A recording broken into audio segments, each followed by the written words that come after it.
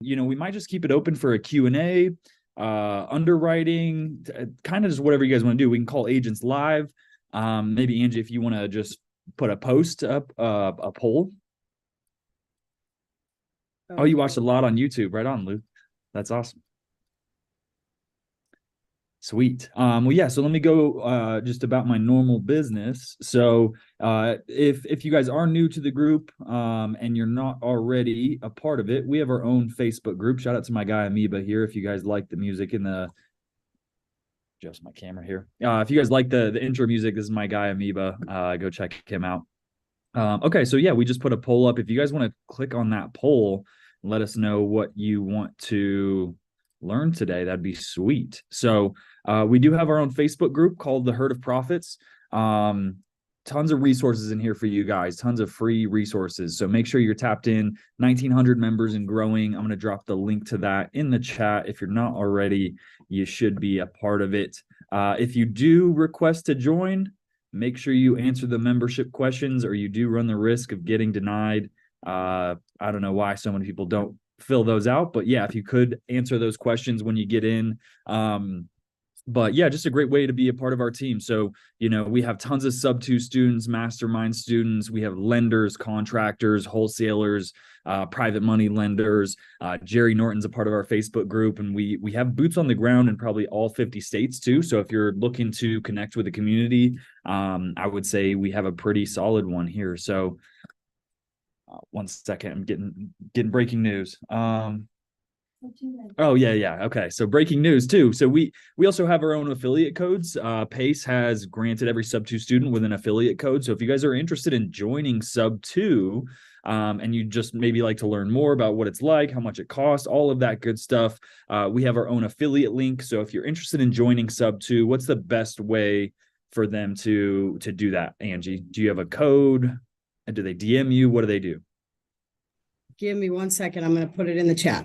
Okay. Angie's going to type a link in the chat. If you guys are interested in joining sub-2, click that link. Obviously, you're not going to get charged $10,000 by clicking that link. So if you're just interested, you want to learn more, check out that link. It helps us, obviously, but yeah, if you're interested in joining sub-2, I highly recommend it. I don't get anything from you guys clicking those affiliate links. My opinion is unbiased. I think by far sub-2 is going to be the best mentorship.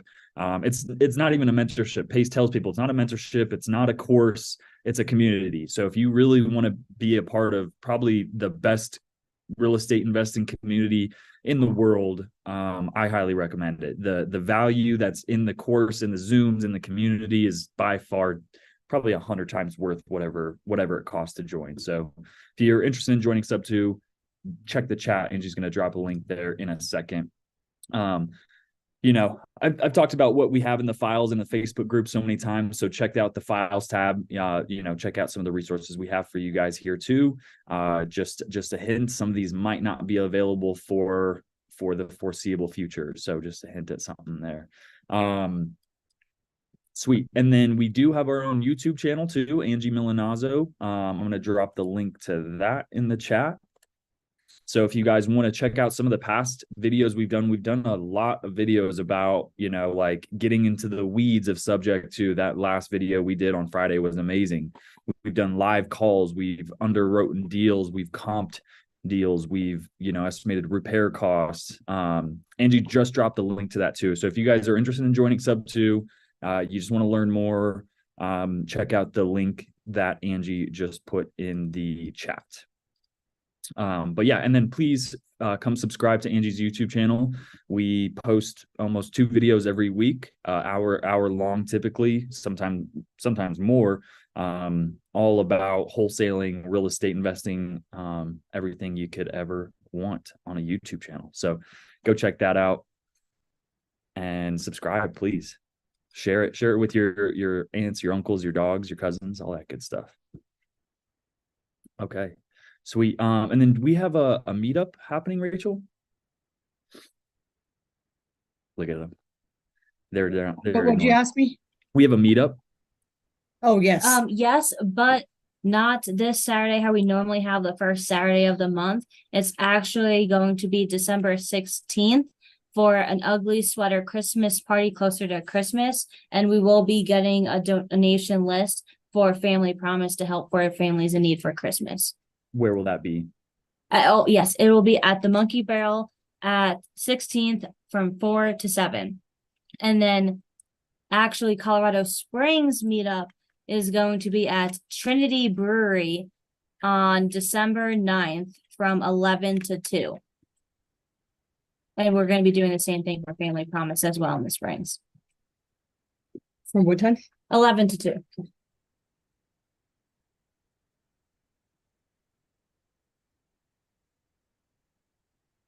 Okay, cool. So if you guys are local to Denver or Colorado Springs and you want to come to a meetup, you don't have to be a sub-2 student. It's open to anyone and everyone. You can bring your family, anyone you want to bring. It's definitely not limited to just sub-2 students. So if you're in Colorado and you want to come meet the team or just come network, make sure you guys put those in your calendar and show up then. If you're not in Colorado, there are tons of sub-2 and creative finance meetups across the country. So hit up Rachel if you're in another place and you'd like to learn how to get a part of some of the local RIA meetups. Okay, so we have a tie. We had underwriting, cash and creative deals, and finding buyers as our main topics. And we also have a general Q&A too. So yeah, I mean, we can do anything. So I think maybe like a general Q&A is good. And then if someone has a specific deal, that we can look at and comp for you, figure out what, your exit strategy is, what type of offer you need to send on that to make it work, we can do that. Let's see. All right. So yeah, I'm going to open it to Q&A. So if any of you guys have questions, feel free to raise your hand, just like Robert did. If you check up in the top corner here, there's a little button at the bottom of your Zoom that says raise hand, and you can see just like that. So if you have questions, feel free to raise your hand. Oh, what is that?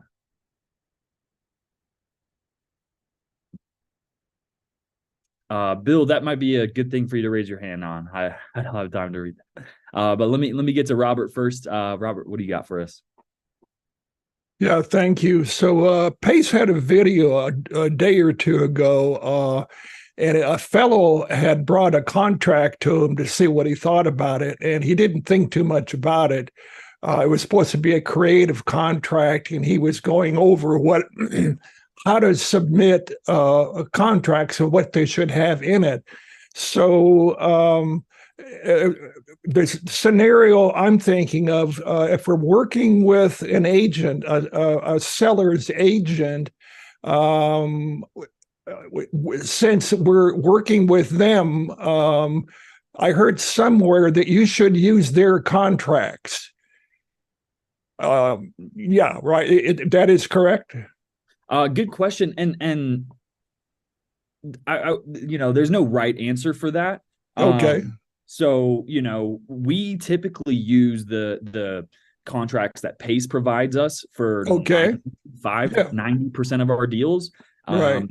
Every now and then you'll have that listing agent that says, no, it has to be on my state specific contract. I literally had that phone call this morning. And a good way to get around that too is I called a property in South Carolina this morning. The agent says, for whatever reason, he says, my seller is requiring the offer be submitted on a South Carolina state specific as is contract. And I explained to them, well, it's a subject to, right? So I'm offering to pay the listing agent's commission. So me to bring in a buyer's agent makes no sense. Would you want to pay my buyer's agent as the seller? No, well then let me use my own contract, So, but they're requiring that I have my own agent and representation. So, 95% of the time you can get around that and use whatever contract. Okay. So.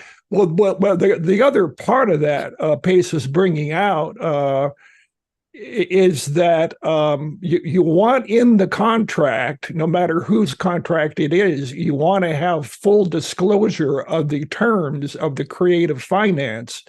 So there's no back end. Oh, I thought you meant this, or I thought you on the back end. So, in other words, if we're going to use the agent's contract, then before we even submit the stuff to them, we need to have a full itemization of the terms and of the legalities, so that the seller is not confused at all. Yeah, you're 100% right too. Because, for example, that South Carolina deal I was just talking about, I spoke to a sub two student that's a realtor. Most states, if not all states, don't have like a creative finance purchase and sale agreement. They're, so you do have to add in your additional terms and conditions. You have to add in a ton of stuff, and then we do add a subject to addendum at the bottom if that's what that type of transaction is. But you are right. That's again why it's more beneficial just to use the contracts we have, is because all of these additional terms and conditions are already listed. But if they demand you use a contract, then you have to list out disclosures and all these additional terms. So I guess to cut to the bottom line, we don't want to argue with anybody if they want to use a particular contract, but we need to give the full disclosure in an itemized fashion, regardless of whose contract it is. Right. Exactly. Okay. Thank you.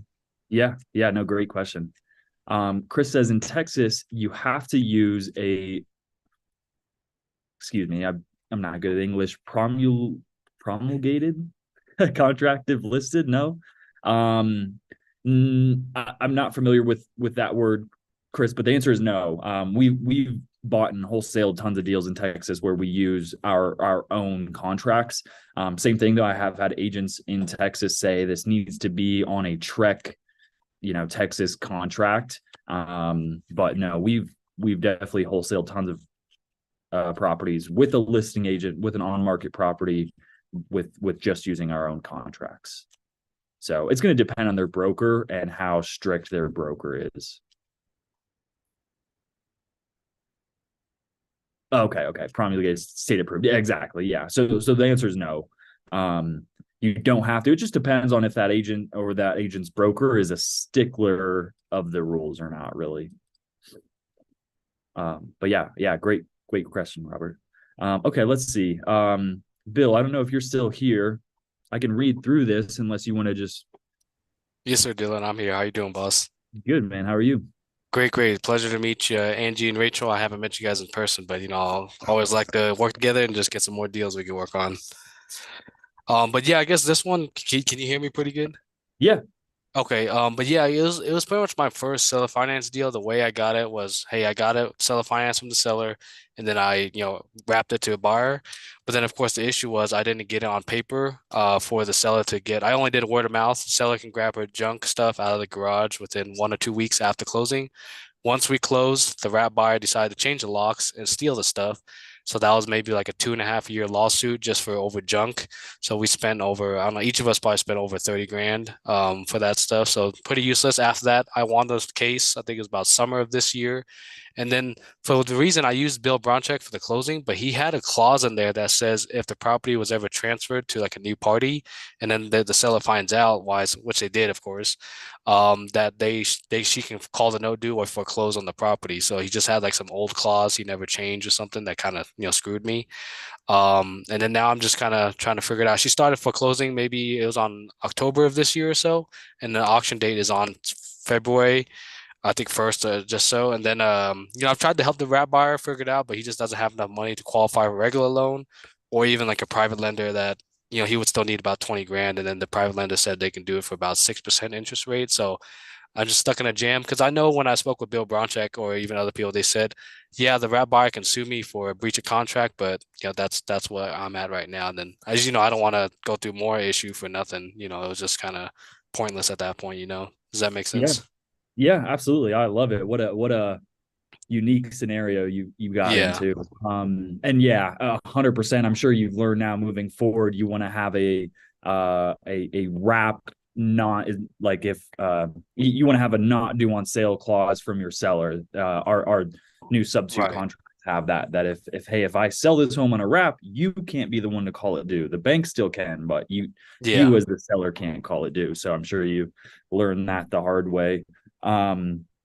So what about selling the property? Could you work with that wrap buyer to sell it, or is it underwater? What do you think? I would say it's pretty tight because the property was like, like mid old condition, nothing like brand new, as you know.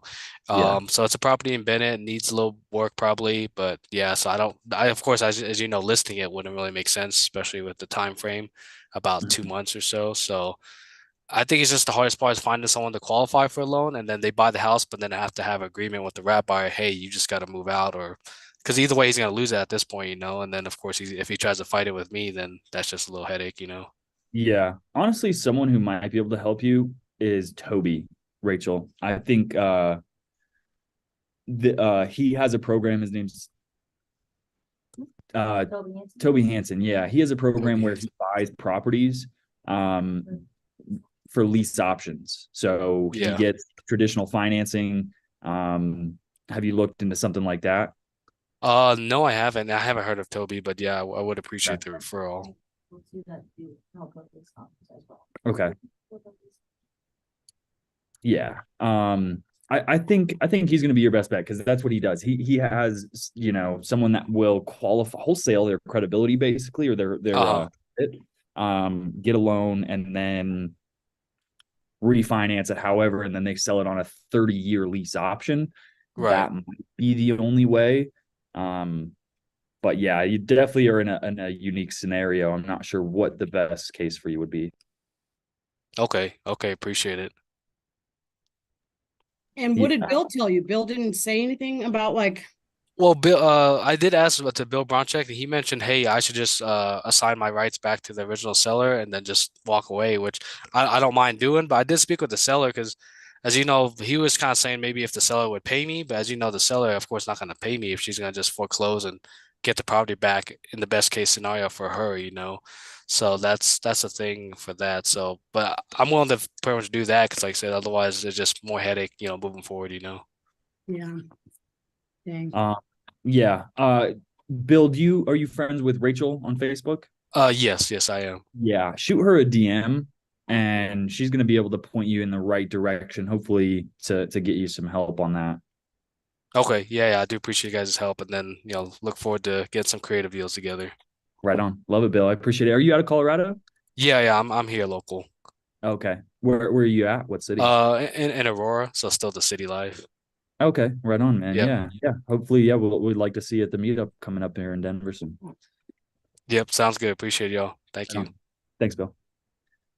Sweet. Interesting stuff. Right on. Thank you, Stevie. Okay, Luke asked a question in the chat.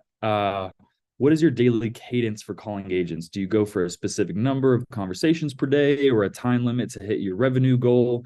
Yeah, I mean, what a good question, Luke. And my role as a cold caller or an acquisitions person has morphed into more of like a lead manager. So I have people that are doing the calling for me, and then I work on those leads as kind of like a lead manager. But when me and Joey first started, our entire we didn't have a goal in mind. It was just like, hey, let's sit here for as long as physically possible and make as many phone calls as we can until our eyes start to go. So if you're new into it and you have time on your side, right, like I wouldn't say like set a goal. I would say just call until your fingers bleed, honestly. I mean, it depends on how bad you want it.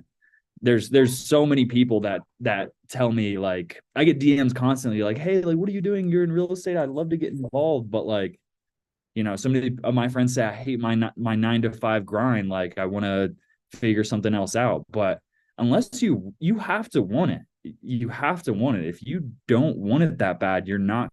No amount of Zooms you watch, no amount of motivational people on Instagram you follow is going to help. You have to want it. So,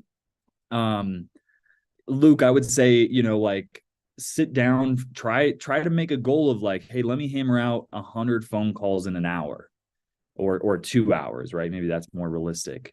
but don't just set that your limit, right? Like, okay, I made my 100 phone calls. I'm good. I'm going to go watch TV now, right? Like, if you really want it, man, like sit there for 4 hours a day and phone until your fingers bleed. Like it just really depends on how bad you want it. That's what me and Joey did. We literally sat in our office, me and him, we'd go phone call for phone call. He'd make a call, I'd make a call. He'd make a call all day for 8 hours, 10 hours a day sometimes. That's how we got good on the phones too. Like I didn't know everything about real estate. I've read a ton of books and I've been, learning real estate and everything for several years. But man, those few months, like 5-6 months that we just sat in that room and made phone calls, I learned so much more so quickly. I wouldn't trade that for anything. So that would be my answer to that, Luke, is, setting goals and accomplishing those goals feels great. But like, if you want your goals bad, man, sit there and make phone calls until your fingers are numb. So that would be my answer to that one. Sweet.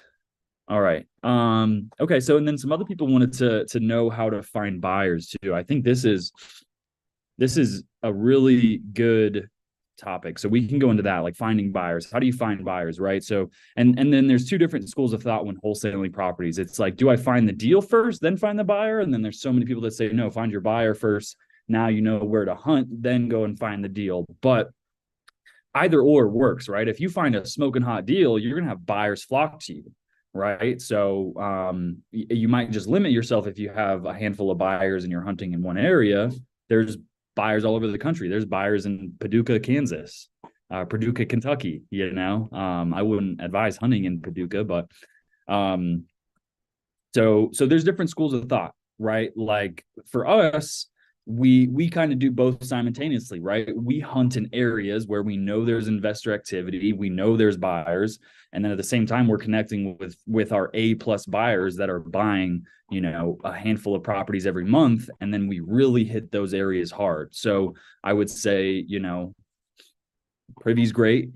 Privy shows you where there's investor activity, so to start hunting there. If you find a good deal, it's almost guaranteed, right? If it's a good deal, you will find a buyer. Brickell asked a question. I'm wanting to learn how to pay back a PML from a sub-2 seller finance deal for a commercial property, for example, an apartment building. I've been calling listing agents to learn about the seller's motivation if a seller financed option could work, but I've been a little hesitant to really advance the discussion because I'm uncomfortable with sourcing the funding and the PML payback process. Thanks. What a good question, Brickell. Let me pause the buyer talk to go into this. So it's just going to come from a better understanding of underwriting, Brickell. Like you have to know, and this is, again, I'm going to just share our Facebook group. If you're in our Facebook group, come to this files tab, come to this deal or no deal. Let me pull this up and just show you guys how it works. So this calculator is pretty sweet because it shows you, right? So here's my rent. I'm making $6,000. My mortgage is $1,020. I don't know where this is, just some random example, but it also has a cost of capital, right? So however much I needed to borrow, if I need to borrow $112,000, right? That's my total entry fee at 10% interest or 12% interest. Most PMLs are going to be between 10 to 15%. It shows you, here's your cost of capital. Okay, so now I have $900 for operating expenses. I'm still receiving cash flow even after I pay back my cost of capital, right? So it's still a good deal. So it's just going to come down to underwriting. You have to know how to underwrite a deal and then figure in, okay, well, here's my entry fee. What's the cost of that entry fee? If I borrow it from a private money lender, does it still cash flow enough for me to be able to pay a private money lender back? So hopefully that makes sense, Brickell. Does that answer your question? You can unmute or just type in the chat, either one. Yeah, Dylan, thanks so much. And thanks for guiding towards that great tool in the file. I'll definitely apply that. So super helpful. Appreciate the response. Yeah, absolutely. Yeah, no, I mean, great question too. Seller finance deals are tricky too, because,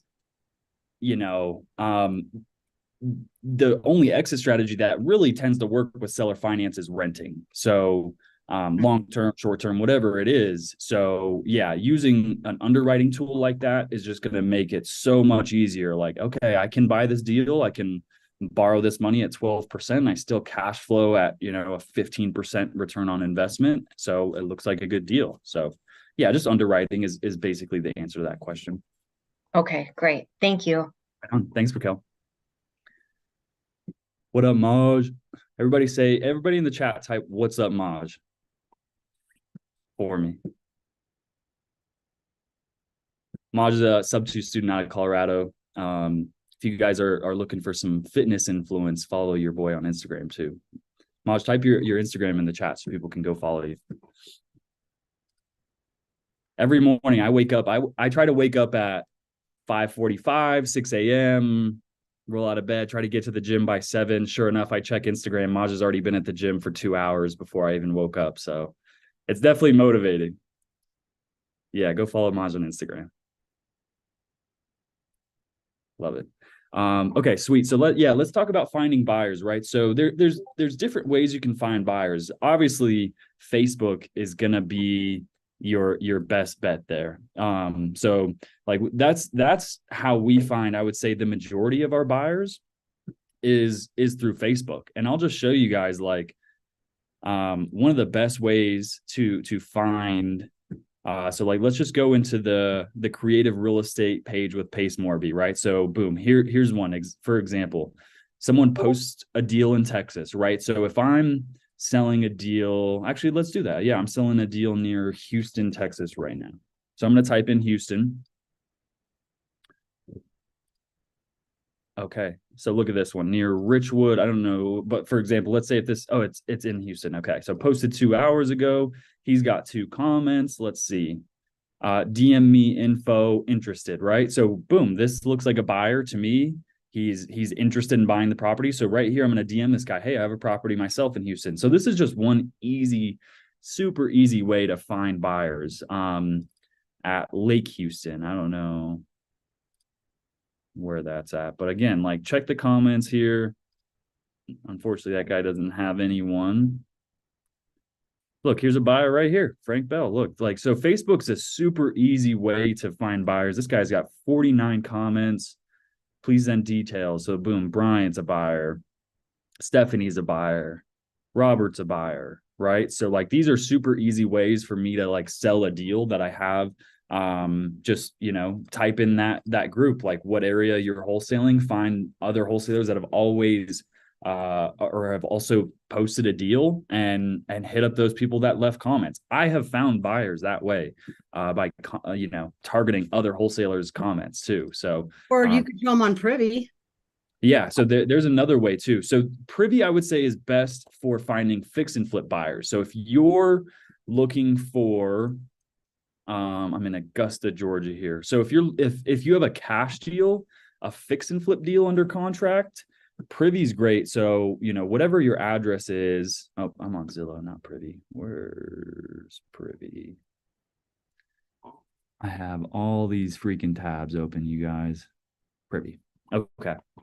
So let me show you how to find buyers on Privy. Privy is great.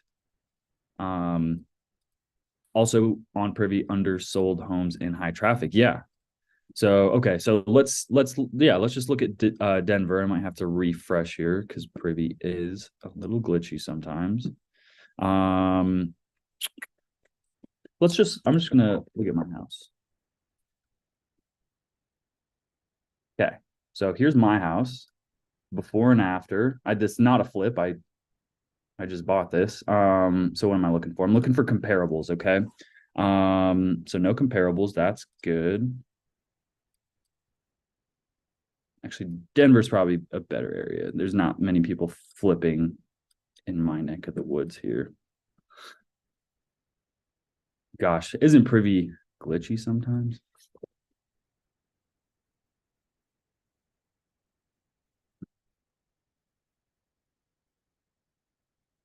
Sometimes you just got to refresh it.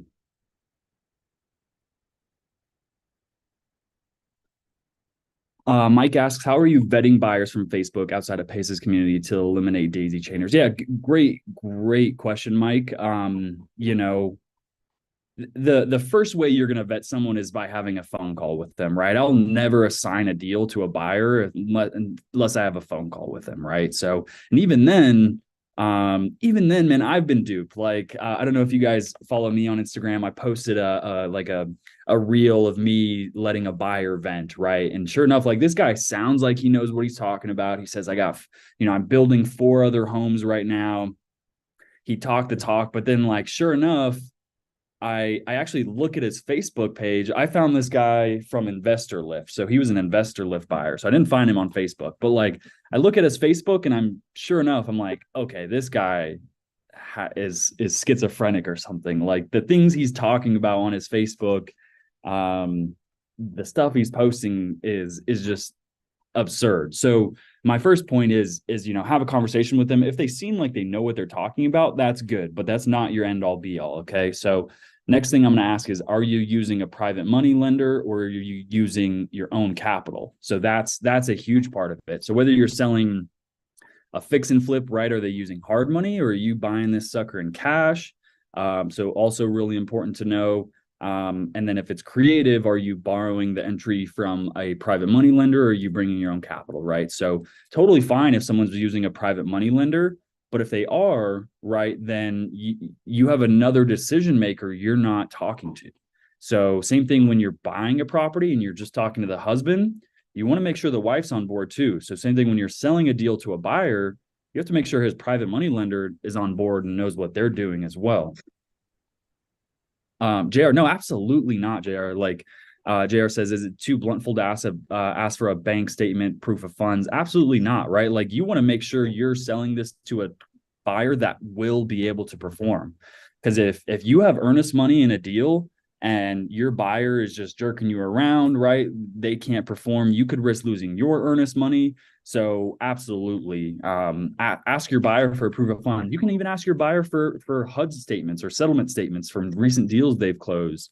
You can ask them for referrals, like, hey, have you bought any other deals from any other wholesalers recently, or anyone that I can speak to, just make sure you're legit.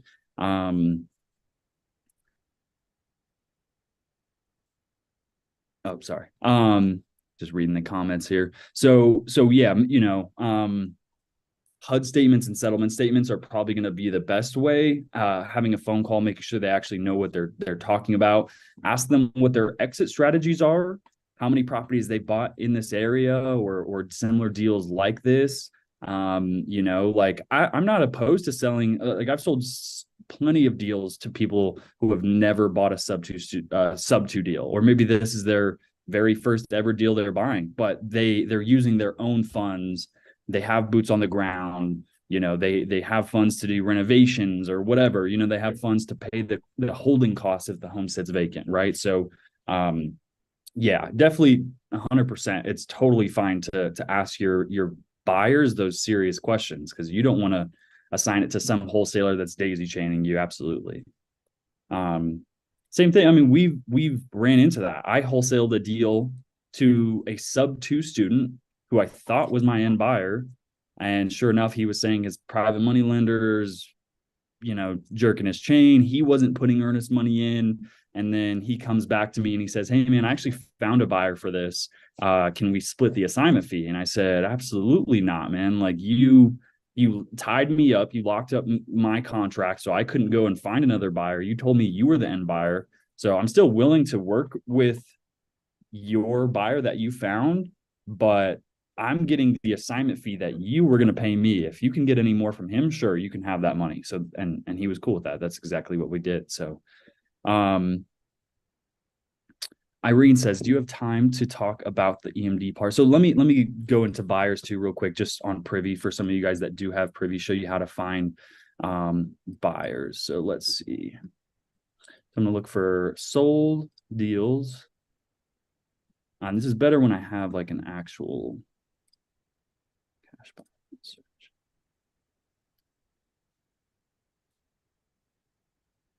Gosh, I'm so zoomed in here.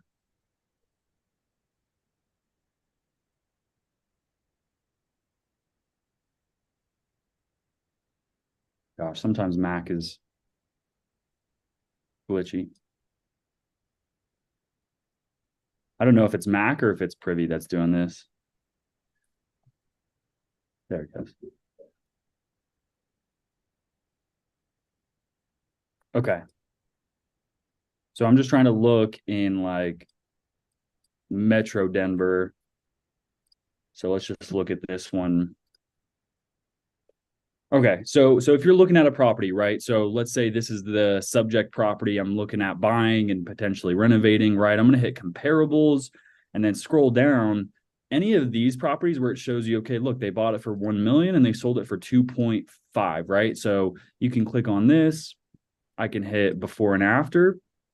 And yeah, definitely looks like they renovated it. It looks like they did a pop top, they added square footage, right? So it also shows me the dates, right? They bought it in 2021, sold it in 2023. So it was an extensively long project, but you can tell they made a pretty good penny at $1.5 million difference.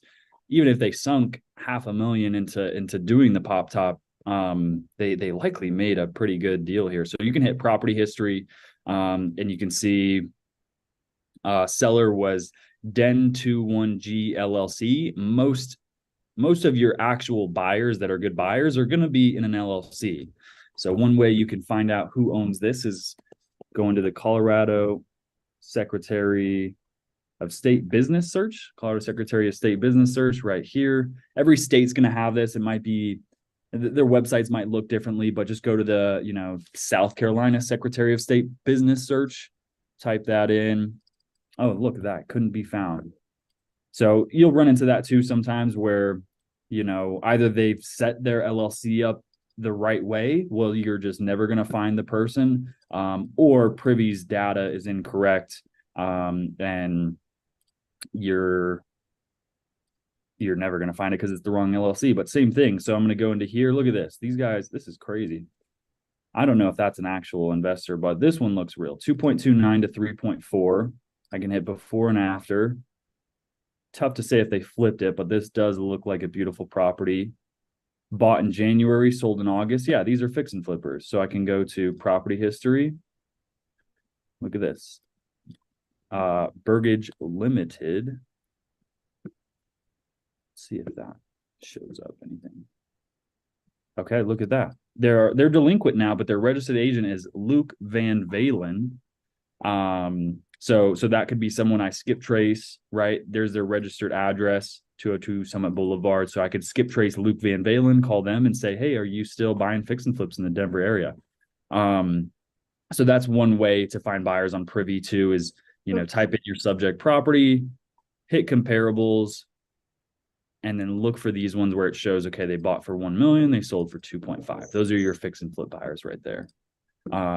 And then lastly, I'll show you guys how to do it on PropStream too, right? So this is actually one way if I'm struggling to sell a creative finance deal for whatever reason, I can go to Privy, right? So like Lake Charles, or PropStream, excuse me, Lake Charles, Louisiana.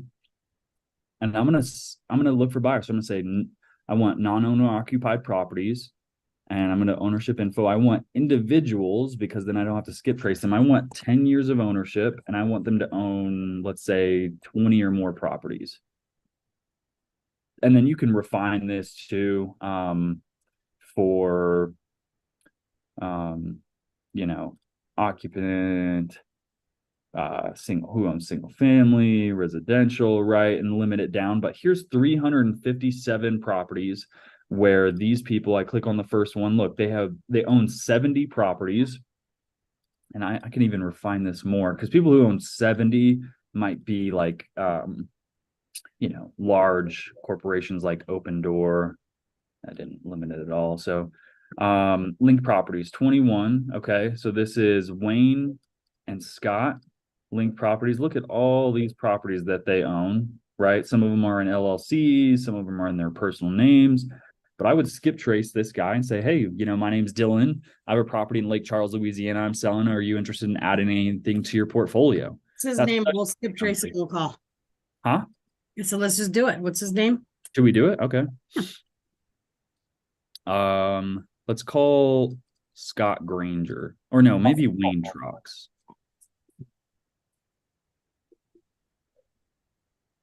And their zip is 70663. Are you doing it? Wayne Truax.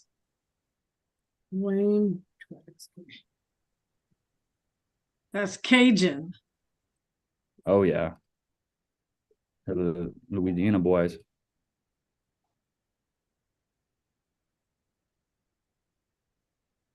Truax. Okay. Did you find it, Ash? Or are you texting it? Right now. Okay. Wayne.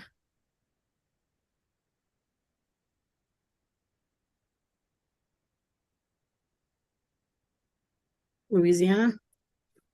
Yeah. 70663. Yep. Okay. I'll send it to you in a chat.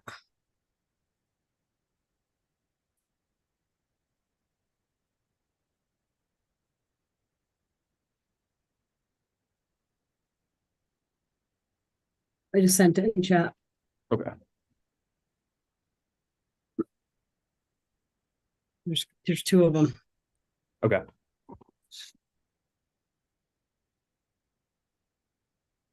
I'm sure they're related. Hello. Hi, is this Wayne? Yeah. Hey, Wayne, my name is Dylan. I'm actually a real estate wholesaler. I have a property in Lake Charles, Louisiana I have for sale. Are you interested in adding anything to your portfolio? No, I've been trying to sell all my stuff. Oh, you're trying to sell it? Okay, no worries. Yeah. Right on. Well, I think I could help with that.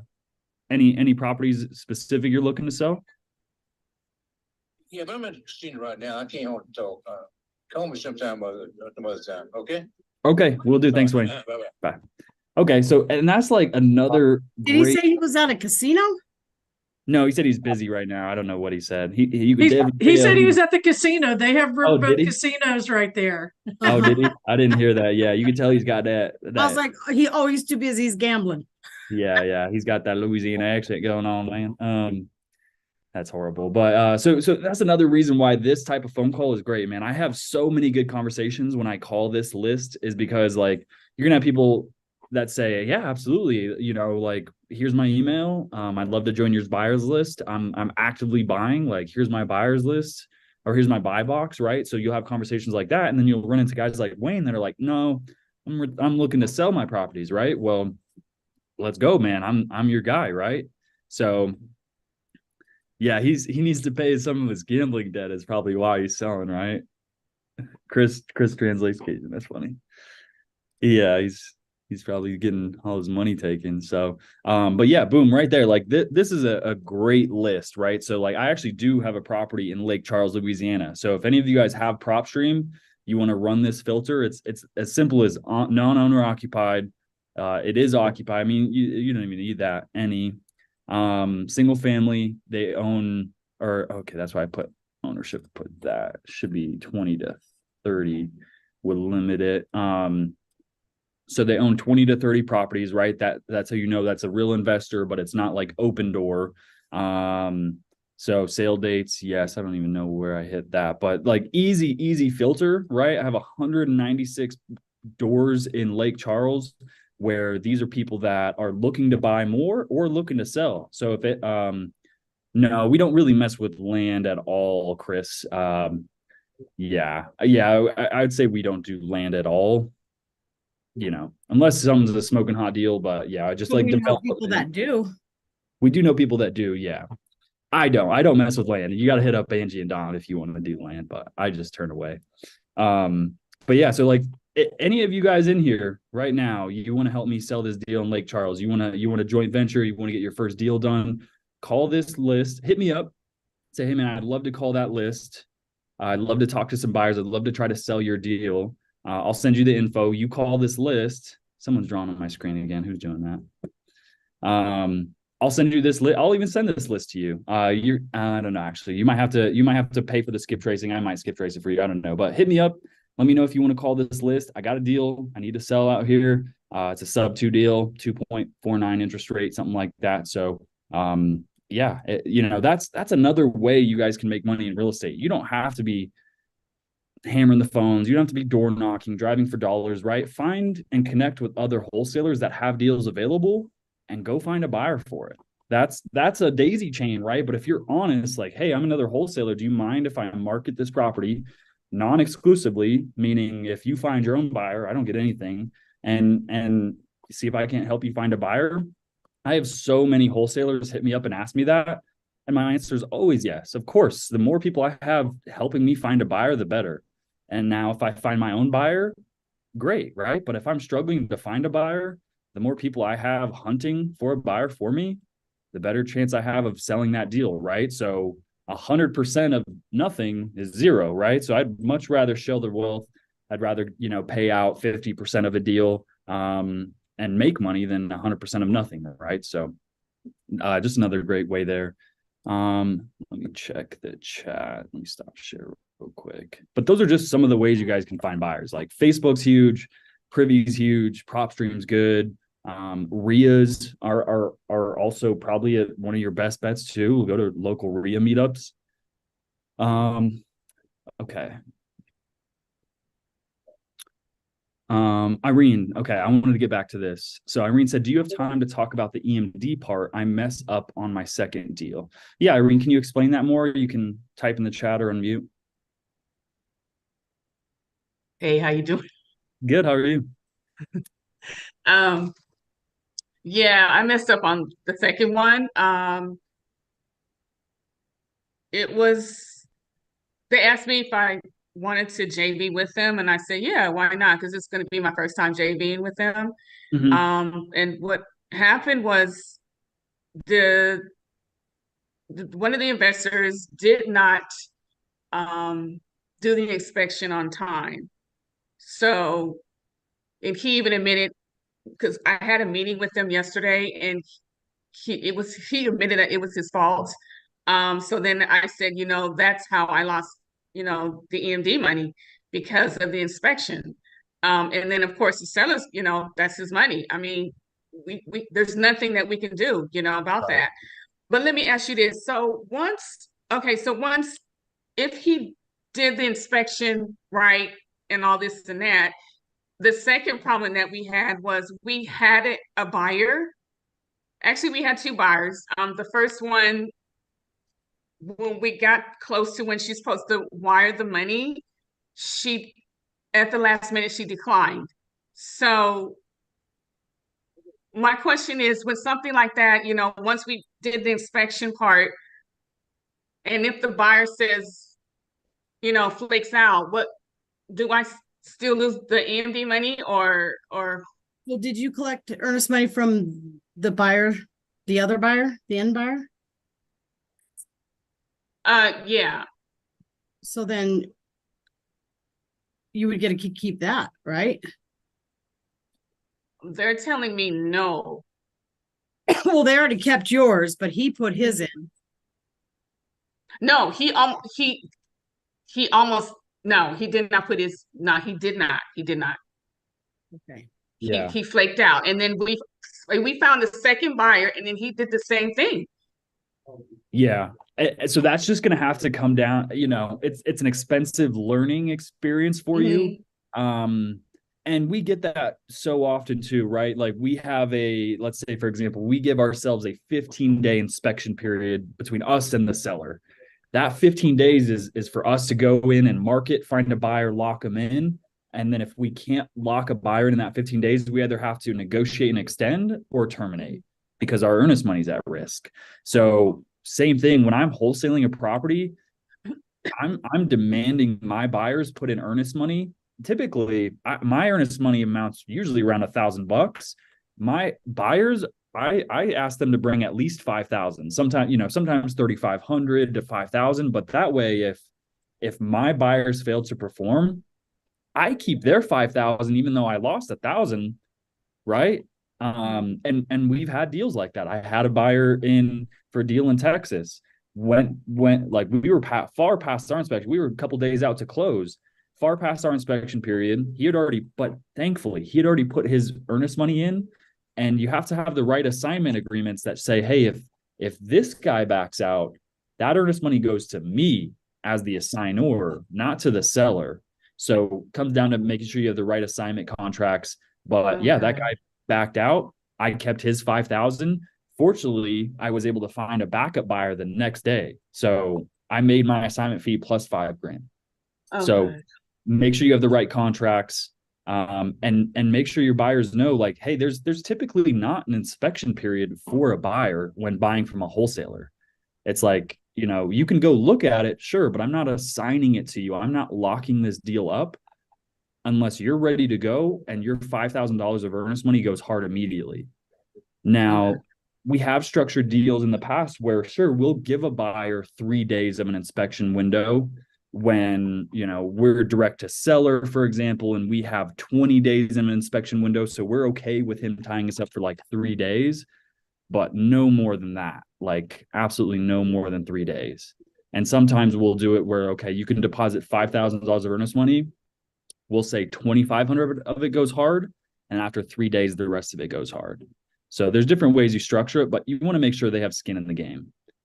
Okay. Absolutely. And if they don't deposit their earnest money within, I would say 24 hours of signing your assignment contract, they're void. And I would move on to the next person. Okay. Got you. And that's the end buyer, right? That's That your you're end buyer. saying? Yeah. Mm-hmm. Okay. All right. Thank you so much. Yeah. Yeah. But I've been in your exact scenario, Irene. I've lost earnest money before too. And it's just an expensive learning curve. So, now Well, how to. they was nice enough, like, the investors is gonna give me my money back because it was their fault with the inspection part.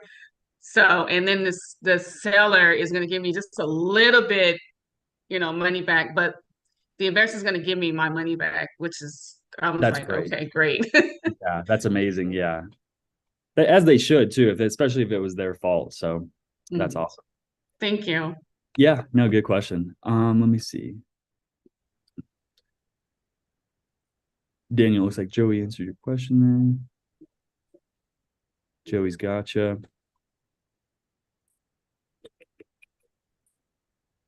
Reading the chat. Oh yeah, Robert Nipper says, can either Angie or Dylan talk about the 2 instances of the recent memorandum stories? Was curious how they played out. Yeah. Gosh, I'm sorry, I'm just blinding you guys. I don't know what's up with this sun here. So yeah, we've had a couple of success stories from memorandum. So if you guys don't know, me and Stevie just filed a memorandum on a lady. So if you guys don't know, right, as a seller, once you sign a purchase and sale agreement, once you sign a contract to sell your house, there is not really many reasons you can legally back out.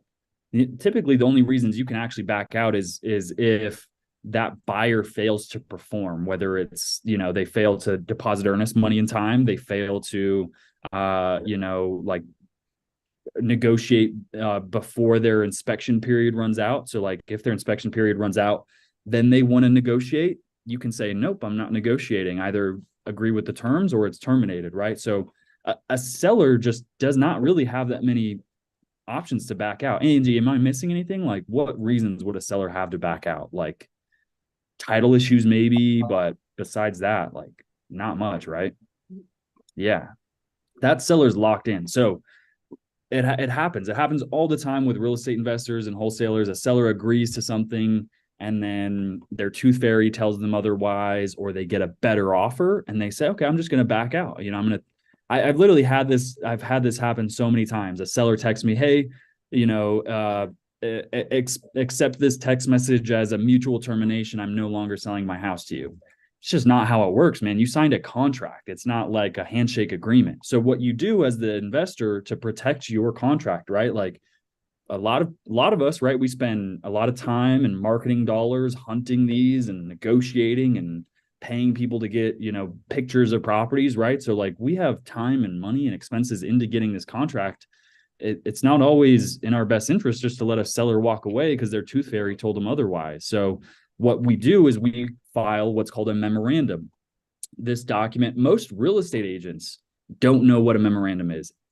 I don't mean to call Angie out, but Angie and Dom didn't know what a memorandum was, and Angie's been an agent for 18 years. You don't see it in the traditional real estate market because They don't agents teach it. That's not something you're taught. Yeah, they don't teach it because as an agent, you know that your seller can't back out. So if your seller wants to back out, the agent says you can't, and the seller says okay. But in the off-market real estate investing world, you file a memorandum. A memorandum is essentially a first right of refusal. It's like I have dibs on this property. So for example, right, we file a memorandum. We did this on a property in Loveland. Sub 2, we're direct to seller, no agent involved. He agreed to sell us his house. We walked him through the entire contract verbatim. We were working with insurance. We were trying to see if we can't fix the roof before we finalized the transaction.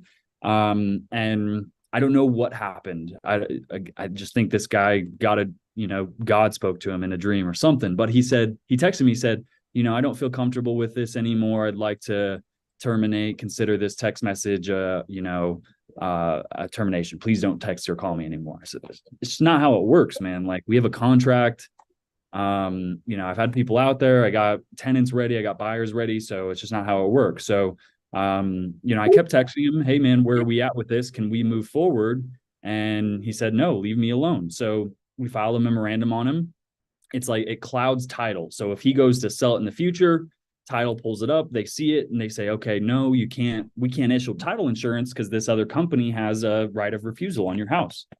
So sure enough, I don't know how Angie saw it, but the very minute this guy listed the property on market, Angie saw it and we called his agent and let him know, hey, we have a memorandum filed on it. And the agent's like, what's a memorandum? He didn't know. And we said, essentially, we clouded title. Your seller signed a contract to sell us their house. So at that point, actually, Dom took over at that point and went into negotiations with the seller. So he has two options. He can, pay us a fee that we deem reasonably necessary for our time and efforts.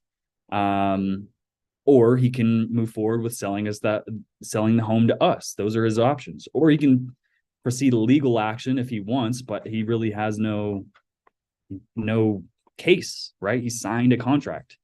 So in that instance, he agreed to settle. He paid us a fee to release the memorandum, and that's what we did. And then he continued to list it on the market. And just kind of just for knowledge, when you file a memorandum, you have to have that in your contract. It has to state that you're filing a memorandum, and the seller signs the contract that states that there's a memorandum that's going to be filed. But the memorandum itself, the seller does not need to sign, just the buyer. But they've already signed it because they signed the contract. So when you turn in that memorandum, the contract goes along with the memorandum. And that's not on every contract. That's specific to our contract that it says seller doesn't need to sign our memorandum. They already signed the original contract saying we can record it without their signature because they already signed on ours. So that doesn't always happen. It's our contract specific where we don't have to get their signature. So, but you cannot file a memorandum on a home that's not in your contract. That's illegal. It has to be done correctly.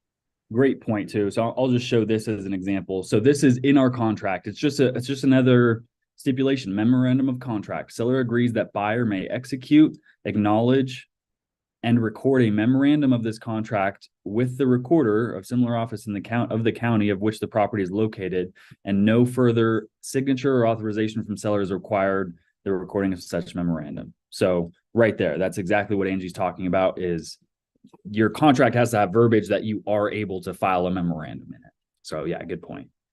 And then we have another one, for example, right now where this was actually one of our very first creative deals. We went in person. It was me, Angie, Dom, and Joey. We went in person and met with the seller, who was an elderly woman, but her son was there. He's in his 40s. She's of right mental capacity. She wasn't. I've actually known her for 20 years. So boom, we walked her through the entire contract, handled any objections, any questions. They signed it. We recorded it, and then after that, we got video of it with their consent, right? Obviously, they saw us, and then we all had a beer to celebrate afterwards. Sure enough, a couple of weeks goes by. They're still moving stuff. They don't really know what's going on. Another month goes by, and then sure enough, they tell us, hey, we're not selling the house to you guys anymore, blah, blah, blah. Sure enough, Well, we filed. no, I text her, said the closing's coming up. Do you need to extend it, or are you still wanting to close on, I think it was like September 5th? And Mhm. she said, I have no idea what you're talking about. I'm not selling my house. Yeah. What? Yeah. So So she claims amnesia, and then amnesia, if you guys are around anyone that has amnesia, be careful, because it's contagious. Her son also got amnesia. He doesn't remember anything either. So yeah, sure enough, we go through this whole process. She's still fighting it. It's actually hilarious. she called the cops. She sent the cops to our office. They were like, why are we here? And I said, we're supposed to be buying her house. And she backed out, and he goes, well, this is not criminal. She's wasting my time. It's civil, yeah. So we're all in the office one day, and then there's some lady that knocks on her door. She's just standing there, and sure enough, Angie walks up, and she goes, "Yeah, is there Joey Milanazzo here?" and and Joey walks up. I forget exactly what happens, but essentially she goes to Joey and hands him some papers and says, "You've been served." So now she hired an attorney. She's trying to sue us. So Filed a complaint.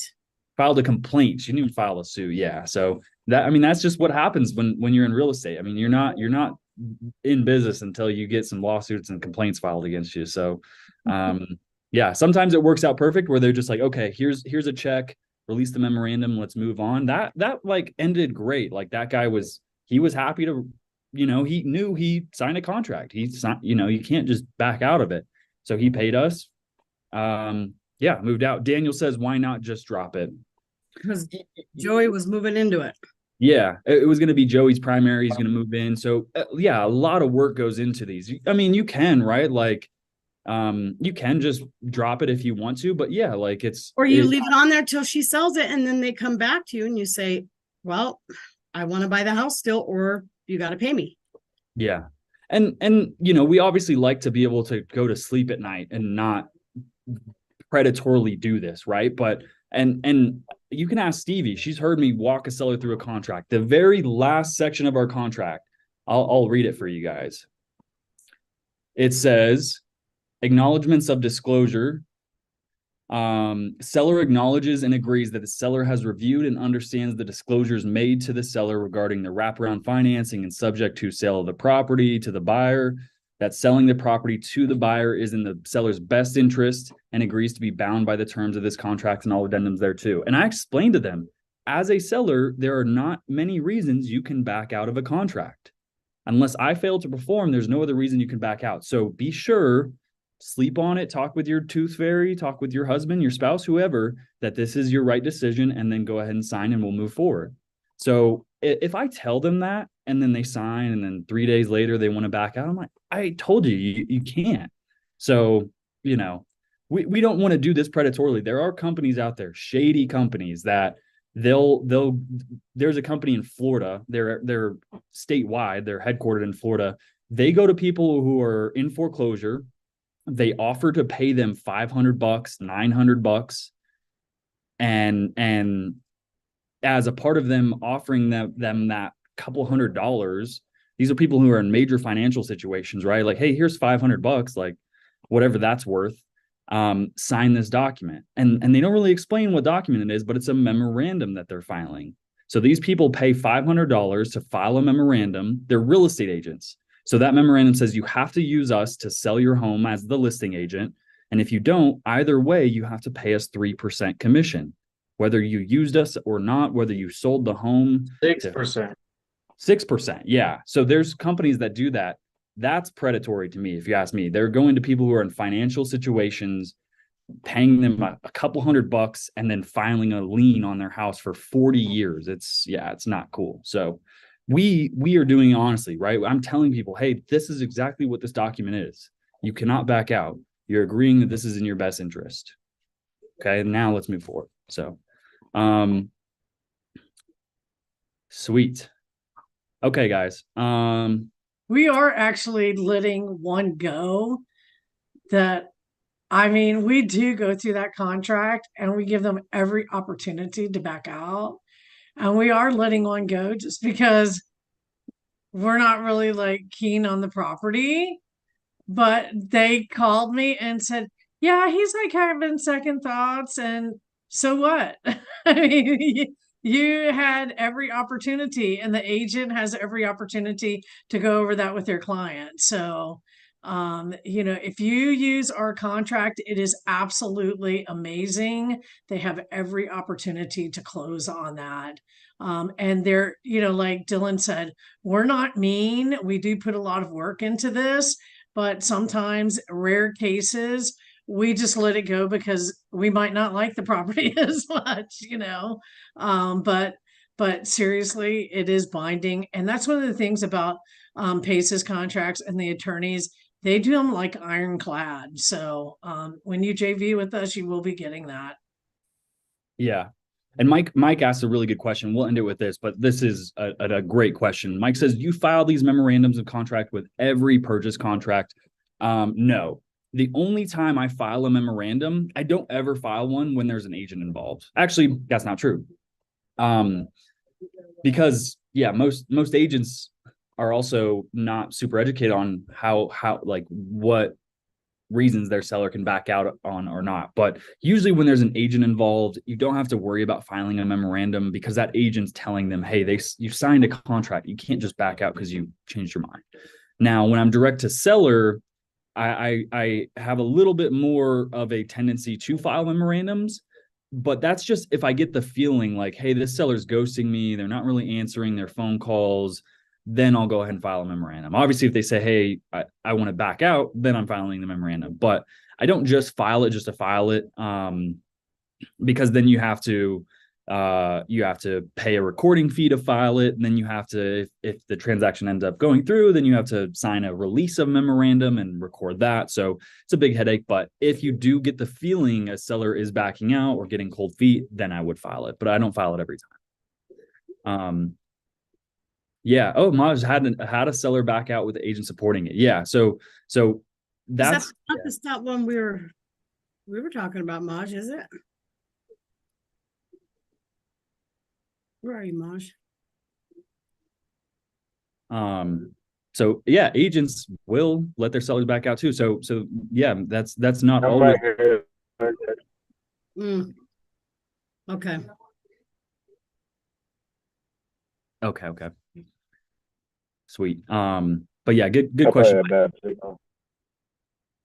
Yeah, I can't hear you. Yeah, you're lagging, Maj. No worries. The agent actually bought it. Lease optioned it, yeah. Lease optioned it, yeah. Mm-hmm. So we think. Yeah. No worries, bro.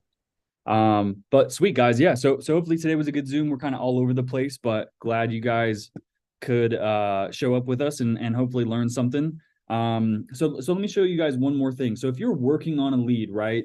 You're working on a cash deal, a fix and flip, a sub 2, a hybrid, a seller finance deal, whatever the case is.